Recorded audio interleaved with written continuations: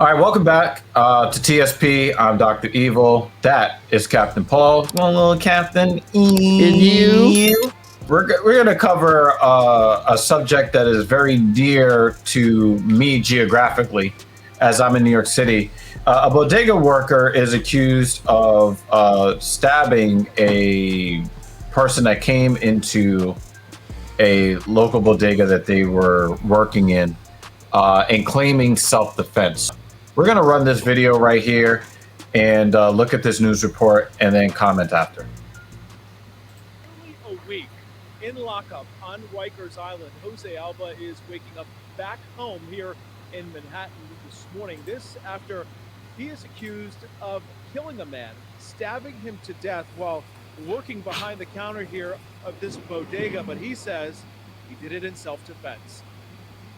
61-year-old bodega worker and murder suspect Jose Alba had nothing to say as he returned to his Manhattan apartment last night to his family. Murder suspect? Charging him with murder. He died. The guy died after being stabbed. 13 hours. I mean, I know, but to making his living, and then suddenly see him involved in this incident that he didn't provoke. Outrage from the community grew after a judge initially set $500,000 bond for his release. But yesterday, with pressure on prosecutors, they agreed to drop it to $50,000. yo, that dude's wearing a mirror and he's behind a fucking bodega trying to fucking, like, come on. The altercation that led to the deadly fight was caught on store surveillance camera last Friday night. After a customer failed to pay for her food, the woman's boyfriend, Austin Simon, came to confront Alba behind the counter, and things quickly escalated. Alba's defense team believes the video speaks for itself, as they say Alba stabbed the 37-year-old man in self-defense, resulting in his death. Yesterday, Mayor Eric Adams visited the store and believes the charges are unjust. My heart goes out for that hard-working, honest New Yorker that was doing his job in his place of business, where a person came in and went behind the counter and attacked him. Criminal defense attorney Arthur Idala doesn't represent I mean, Alba, fair. but says prosecutors must prove this was more than self-defense. There's no doubt that he caused the death of another person. The doubt, and the reasonable doubt comes in, was he justified? Was he allowed to do that under the circumstances? There are so many nuances with this criminal case, and we are told that negotiations continue behind the scenes with prosecutors and the defense team, where charges could ultimately be reduced or even dropped altogether. He's due back in court later on this month, but in the meantime, Jose Alba is back home with that ankle monitor and has been forced to surrender his passport. We should also mention he does not have a prior criminal history. Because I know people are going to be listening intently for the black guy's opinion on this. I mean, do you want me to start first then? Because I can start off first. No, I know that people, really gonna... I want to make it really fucking clear, man.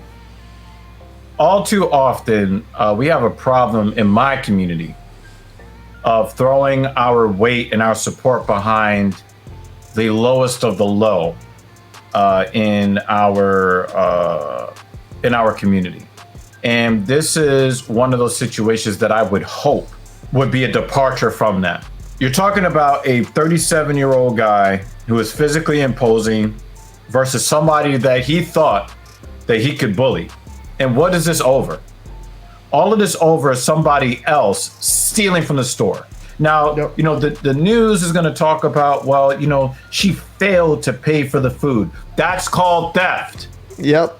When you want to come in behind them being called out for being a fucking thief. And the thing is that there might have been a police report filed. There might have been some misdemeanor charge, a small fine to pay, something like that, right? He wants to come in after the fact and then invade the man's space in an area that is only supposed to be for employees. Only authorized personnel should have been back there. I would look at that as a robbery attempt. And why are you trying to be all physically? Now you're making me feel threatened.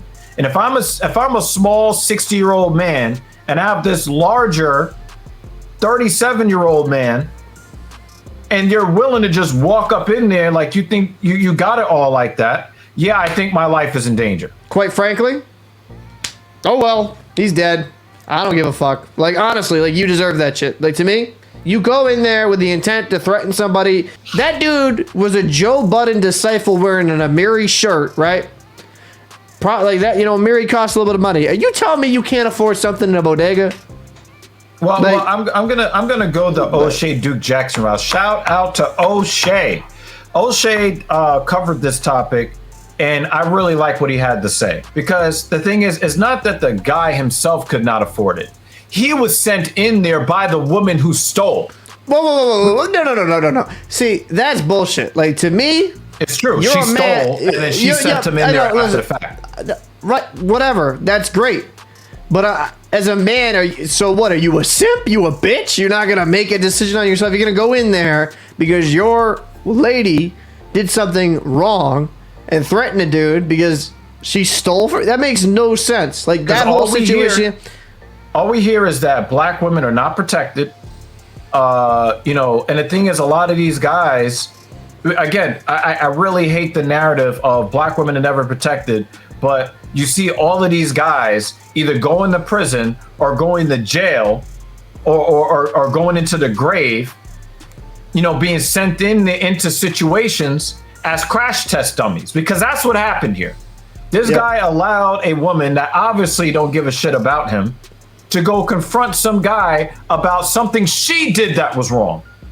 And now he's dead. And you think that she's going to live a life of chastity in his honor and never be with another man? No, she's going to be out with the next nigga. She'll be with the next nigga a couple weeks from now. So personally, man, to me, this open shut case, you come behind the counter, you're in my face, you're threatening me. You know what? You get stabbed, you fucked around and find out. You know, that's it is, man. Sorry, I don't feel bad for you. You are a waste of human life to me at that point, and nothing of value is lost. I don't take that hardline stance because he wasn't there to rob the place. No. You go behind the counter trying to threaten somebody doing their fucking job, bro. And you're trying to be like all intimidating because you're 37, you're young, you're in your prime, you're good shape against an elderly person, bro. Yeah. If he got his brains blown the fuck out, who gives a shit? Because in my opinion, you're a coward. Well, here's the thing. Here's the thing, though. I still feel bad for him, even though I think that he got the outcome that is reasonable. I think the outcome of what happened, because of the circumstance between him and the older guy, but I do feel a measure of sympathy because I don't believe that he would go into that situation the way that he went into it if he didn't have a battery put in his back by that chick. And too many men throughout all of human history have been sent into situations, and they're the ones that have to throw their lives away. And the thing is, he's the one that's looked at as the bad guy, when I don't think that he would have been in that situation in the first place if not for her. That's why I feel bad for that guy. And the thing is, even if I truly believe that if he was the one that stole the chips, because it's all over a bag of fucking potato chips, people, I think that he would have just been like, yo, I got caught, whatever, let me just get the fuck out of here. How many times have we seen that? But because a woman is involved and, you know, and she's hyping it up and saying, oh, this guy said this to me, or this guy, you know, blah, blah, blah, blah, blah. Now he's acting more belligerently than he would have if he was the one that stole the chips himself. Problem is, though, you're 37 years old. You are getting into a confrontation with somebody about potato chips. You go into their personal space and behind a counter threatening him his life. Because I'm sorry, a fist fight, that dude could kill that dude. Yeah, absolutely. One punch could have killed that guy. So my thing is this, bro, is, yo, men, learn from this. Yes, please. No woman is worth that. And if a woman is like that towards you, trying to make you fight her battles and keep provoking you when she was clearly wrong. I am the one, the way your son don't need a gun to get. She's a fucking thief. Leave that relationship. Also, but that's another thing. If she's stealing from Bodega, she's definitely stealing from you. Just my opinion. So, like, she stole his life. And the thing is, we men are constantly told about how horrible we are all the time, right? But it is the expectation that we're going to be willing to put our lives in danger on their behalf. Yep. So we're told that we're horrible, and at the same time, they expect us to throw our fucking lives away on their behalf. That's the problem that I have with it. And that's why I feel bad for the guy. Now, beyond that, should the other guy not even have had charges filed? No doubt. There should not have been any charges filed because the security camera speaks for itself. The guy didn't come out from behind the camera. That dude was in that vicinity. And the thing is, if you look at that security footage, you can make the case, yo, that guy could have been there to rob the place himself. You don't know that. And we've seen guys age 60 and older die from taking one punch to the jaw. Yep. We've seen it, right? They fall backwards, they hit their head on something, whatever. The guy that did what he needed to do to preserve his own life, I don't have a problem with that.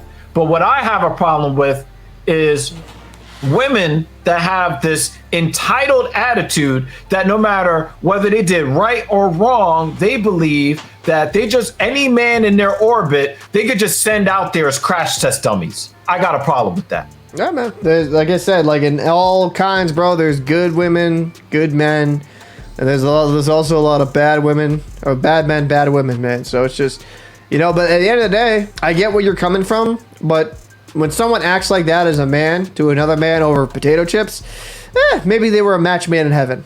But you know what? What I'm saying is that the situation was touched off by the potato chips, but the real issue is that guy was unduly aggressive, not over the potato chips, but over the woman and her so-called honor. Fuck out of here with that shit. And that's what I'll say. And like my last segment, my last piece on this is that those potato chips better have been fire, right? If it's worth the life of your boyfriend, they must have been some pretty fire potato chips. So she didn't really value his life to begin with in the first place.